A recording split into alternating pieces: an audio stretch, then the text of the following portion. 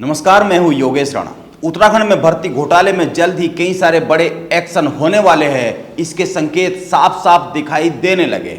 पहली बात, मुख्यमंत्री पुष्कर सिंह धामी के विधानसभा अध्यक्ष को चिट्ठी लिखने के बाद एक बात तो तय है कि विधानसभा में बैकडोर से हुई भर्तियों को रद्द किए जाने की दिशा में कदम बढ़ गया है, क्योंकि मुख्यमंत्री की चिट्ठी पर विधानसभा अध्यक्ष रितु खंडूरी का बयान आ गया है। उनका कहना है कि मुख्यमंत्री का पत्र मिल गया है, मैं अभी दिल्ली में हूं, जल्द ही देहरादून पहुंचूंगी और इसके बाद फैसला लिया जाएगा। लेकिन मुख्यमंत्री ने अपने पद में दो बातें बहुत ही साफ साफ लिखी है, इस पर गौर करना चाहिए। एक, विधानसभा में नियुक्तियों की जांच कराई जाए और अगर कोई अनियमितता मिलती है तो सभी नियुक्तियों को निरस्त किया जाए। यह मुख्यमंत्री ने अपनी चिट्ठी में लिखा है। और दूसरी बात, उन्होंने यह भी लिखा है कि भविष्य में विधानसभा में नियुक्तियों को लेकर पारदर्शी प्रावधान किए जाए। अब एक बात तो जग जाहिर है कि उत्तराखंड गठन के वक्त से लेकर आज तक विधानसभा में इसी तरीके से नियुक्तियों का इतिहास रहा है। बैकडोर से भर्तियां होती रही है और सबसे ज्यादा भर्तियां कांग्रेस के कार्यकाल में गोविंद सिंह कुंजवाल ने की थी। और ऐसा नहीं है कि यह किसी मुख्यमंत्री के संज्ञान में ना रहा हो, किसी मुख्यमंत्री से छिपी हुई बात रही हो, और ऐसा भी नहीं है कि कभी किसी मुख्यमंत्री के सामने मामला ना उठा हो। हमेशा से चुनाव के पहले विधानसभा में नियुक्तियां होती रही है, मीडिया में ये बातें आती रही है, खबरें बनती रही है, बात उठती रही है, लेकिन कभी किसी मुख्यमंत्री ने इतना कठोर कदम नहीं उठाया है जितना पुष्कर सिंह धामी ने उठाया है।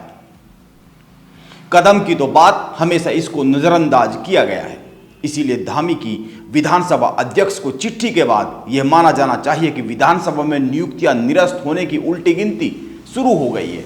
और यह भी माना जाना चाहिए कि भविष्य में विधानसभा में यह बैकडोर से नियुक्तियों का खेल भी थम जाएगा, क्योंकि जितना हल्ला इस मामले पर हो गया है, जितने बड़े एक्शन इस मामले पर हो गए हैं, अब लगता नहीं है कि आने वाले समय में कोई विधानसभा अध्यक्ष इस तरह की नियुक्तियों को करने की हिम्मत जुटा पाएगा। यह तो हुई एक बात। और दूसरी बात यह है कि उत्तराखंड में जो सरकारी नौकरियों की लूट की भर्तियां सामने आई है, साल 2015 से लेकर 21 तक न जाने कितनी सरकारी नौकरियों की भर्तियों में उत्तराखंड के युवाओं के हक को लूटा गया है। 9 भर्तियां तो एकदम सामने हैं जिनमें खुलेआम सरकारी नौकरियों को बेचने के सबूत मिल रहे हैं। इसके अलावा भी कई सारी ऐसी भर्तियां हैं जिन पर संदेह है और जिनमें घपले के सबूत और संकेत सामने आ रहे हैं। इस तरह से उत्तराखंड में दशकों से सरकारी नौकरियों में लूट का खेल चल रहा था। अब इन सब भर्तियों की सीबीआई जांच कराए जाने की दिशा में भी कदम बढ़ते हुए दिख रहे हैं, क्योंकि मुख्यमंत्री पुष्कर सिंह धामी शुरू से ही सीबीआई जांच को एक विकल्प के तौर पर देखने की बात कहते रहे हैं। वो शुरू से ही कहते रहे हैं कि पूरी पारदर्शिता के साथ जांच का संकल्प लिया गया है, किसी को भी छोड़ा नहीं जाएगा। अब उत्तराखंड कांग्रेस हल्ला कर रही है कि सीबीआई जांच कराई जाए। कांग्रेस के नेता भुवन कापड़ी इस मामले को लेकर उत्तराखंड हाईकोर्ट पहुंच गए हैं। इस पर मुख्यमंत्री धामी का बयान भी सामने आया है। उन्होंने कहा है कि एसटीएफ उत्तराखंड अधीनस्थ सेवा चयन आयोग भर्ती घोटाले की जांच बेहतर तरीके से कर रही है। अभी तक 32 लोगों की गिरफ्तारी हो चुकी है। इसके बावजूद भी जांच के सभी विकल्पों को खोल कर रखा गया है।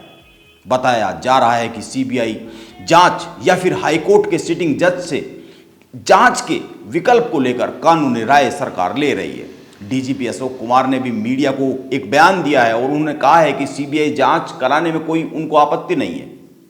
इसीलिए मैं कह रहा हूं कि दो बातें बहुत ही साफ साफ दिख रही है। एक, विधानसभा में जो 231 नियुक्तियों का विवाद खड़ा हुआ है, गोविंद सिंह कुंजवाल के कार्यकाल में 158 और प्रेमचंद अग्रवाल के कार्यकाल में 73 नियुक्तियां, यह माना जाना चाहिए कि ये सभी नियुक्तियां रद्द हो सकती है। इसको लेकर उल्टी गिनती शुरू हो गई है। इस पर कोई ना कोई अब बात होगी, जांच होगी और कोई ना कोई रास्ता जरूर निकलेगा, कोई ना कोई एक्शन जरूर लिया जाएगा। ये नियुक्तियां भाजपा और कांग्रेस दोनों के कार्यकाल में हुई है। और उत्तराखंड अधीनस्थ सेवा चयन आयोग भर्ती घोटाले में भी कईयों की गर्दन नप सकती है, क्योंकि यह मामला अगर सीबीआई को जाता है तो कांग्रेस के पास केवल अब तक एक ही मुद्दा है। कांग्रेस अभी तक एक ही मुद्दे को उठाए हुए है कि जांच सीबीआई से कराई जाए, और अगर जांच सीबीआई को जाती है तो इसके बाद कांग्रेस के पास कोई मुद्दा बचेगा भी नहीं। इस पर भी विचार किया जाना चाहिए, क्योंकि पहली बात, यह जो भर्ती घोटाला है यह कोई आज या कल का नहीं है, उत्तराखंड में सालों से चला आ रहा है जो सामने आया है। और दूसरी बात, अगर प्रदेश की मौजूदा सरकार कोई अच्छा काम कर रही है, युवाओं के हक को लूटने के आरोपियों की धरपकड़ हो रही है, तो यह सभी का दायित्व बनता है कि प्रदेश की पुलिस का साथ दे, मनोबल बढ़ाए, मनोबल को गिराने के काम ना करे। हाँ, अगर कहीं पर जांच में कोई गड़बड़ी की बात सामने आती है तो उस पर बात होनी चाहिए, तथ्यों के साथ अपनी बात रखनी चाहिए। अगर जांच प्रक्रिया में किसी को बचाने के काम हो रहे हैं, कोशिश हो रही है और उसके प्रमाण आते हैं तो करण मेहरा सहित कांग्रेस के अन्य लोगों को प्रमाण के साथ उस पर बात करनी चाहिए। एक अच्छे विपक्ष का यह काम होता है, यह भी ध्यान में रखने वाली बात है।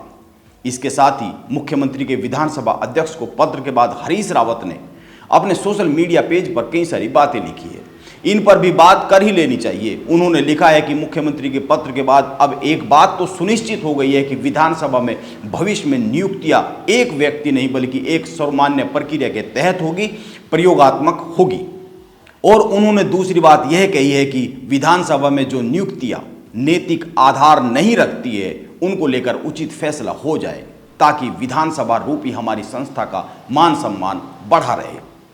और हरीश रावत तीसरी बात यह कह रहे हैं कि भर्ती घोटाले में संलिप्तता की 2016 से ही जांच अब आवश्यक प्रतीत होती है। उन्होंने एक बात यह भी कही है कि उत्तराखंड को भ्रष्टाचार के माहौल से बाहर निकाला जाना चाहिए।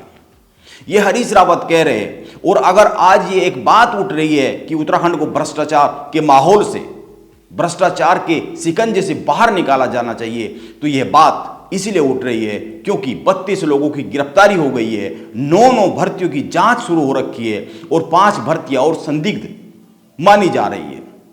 यह जो एक्शन पर एक्शन हो रहे हैं, इसके बाद यह बात जोर पकड़ रही है कि भ्रष्टाचार से बाहर उत्तराखंड को निकाला जाना चाहिए। वरना उत्तराखंड में भ्रष्टाचार को लेकर तो पहले भी बहुत सी बातें होती रही है, लेकिन कभी कोई कदम आगे बढ़ाने की हिम्मत जुटा नहीं पाता था। इसको ध्यान में रखकर यह भी सोचना चाहिए कि आज तक उत्तराखंड में भ्रष्टाचार की जड़ें बड़े गहरे तक पहुंच गई है और इन जड़ों पर ऐसे प्रहार पहले नहीं हुई है जैसे अब हो रहे हैं। यह एक मौका है उत्तराखंड में युवाओं के हक में और भ्रष्टाचारियों के विरोध में एक बड़ी लाइन खींचने का, जो कि मौजूदा सरकार, मौजूदा मुख्यमंत्री खींचते हुए भी दिख रहे हैं। नमस्कार, आप बने रहे मेरे साथ।